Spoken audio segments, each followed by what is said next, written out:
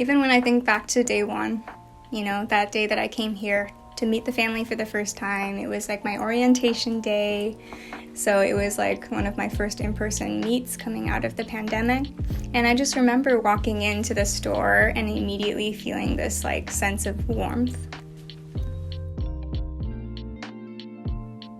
The Artisan Residency program at W.O.W is a 6-month funded program that collaborates with emerging artists and the local community. The residency came during a really interesting time in the development of my work. There are certain things that I was thinking about in terms of clothing and how its relationship with identity, with the environment, material, communities, like all of these questions that I had swirling in my mind. During the residency, I made one garment directly inspired by a conversation that I had with my grandmother in 2019. And she told me about this style of garment called W.O.W, which translates to 100 Families Robe. It's a style of quilted garment that is typically made when new children are born, and the community of villagers will come together and donate fabric remnants to the family who had that child, and together they'll construct a quilted patchwork garment as a way to sort of symbolize the community's blessings for that child.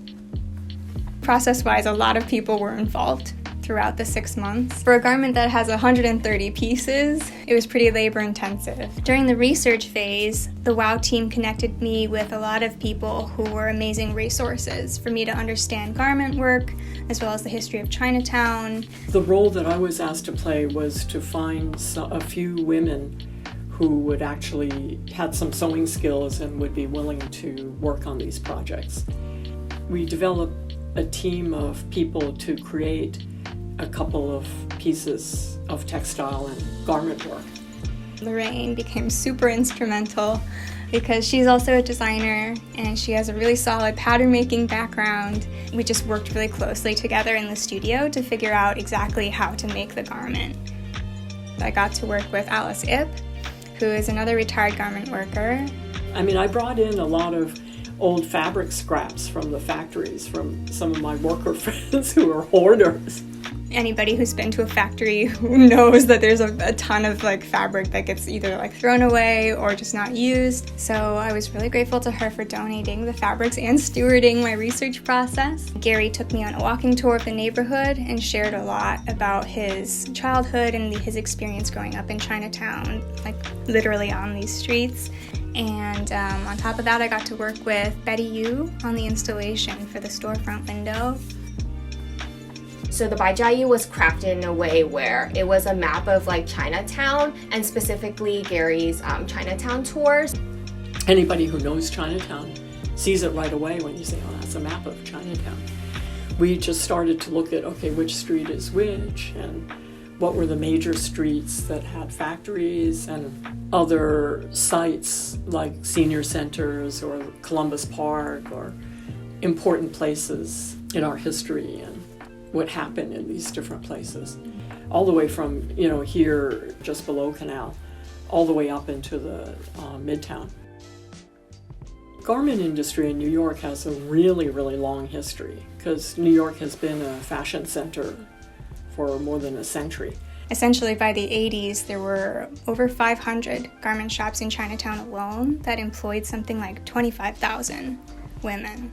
So it was very common for everyone to know somebody who worked in the garment industry. And that had a huge impact, not just on culture, but on the community's economic means. It really shaped the way that people were able to live. Having someone like Joy, who was working currently in the garment industry, was very dear to my heart. It's a big contrast to my experience working with actually factories and factory workers, because the factories, the workers do piecework, moving it up and down a line. It was really interesting to work in the workshop and rethink, this process of how do you produce something that you wear. I think there were so many smaller opportunities that were born from this one idea that was really special, because we all kind of put our minds and kind of thought about new ways for other people to engage. And we were all reflecting on in what ways has Chinatown shaped us. And I had a light bulb moment where I realized that simply because of the work that I do. Like, I am a part of New York's garment making history. Because of that, I have a responsibility and an interest in understanding the history so that I know how it informs my practice. We're at an interesting time right now where there's this legacy of garment work that has not only shaped Chinatown's culture, but is still carried in, the garment workers who had been active during those years. And there's kind of a question, like, what comes next? What do we do with this legacy that we have and these skills that we have? It's a little wild sometimes to think that it took 6 months to make one garment. I think it really is a testament to the care that goes into making garments. That's something I really wanted to come through.